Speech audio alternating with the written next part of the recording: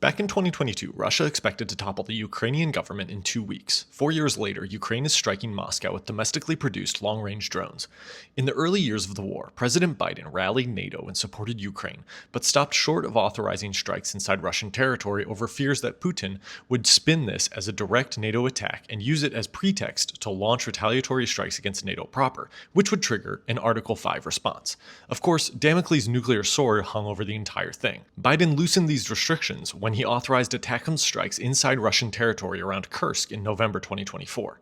After President Trump took office in 2025, he lurched back and forth between dangling the carrot of Tomahawk missiles in front of Zelensky and having his Yale-trained attack dog J.D. Vance demand gratitude from the embattled president of Ukraine before kicking him out of the Oval Office. While intelligence coordination with Ukraine has continued and the European allies have increased their efforts to support Ukraine, much of that support comes in the form of weapons and technology that the Europeans buy from the US and pass on to Ukraine.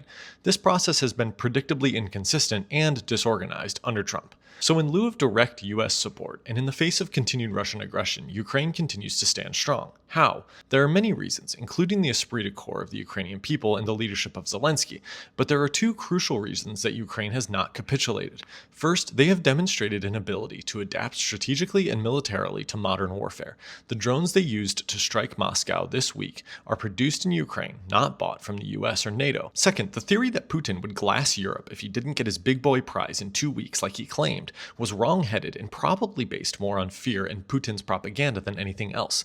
But even I worried that Russia would steamroll Ukraine back in 2022 and launch a blitzkrieg against Europe and NATO. I'm glad I was wrong.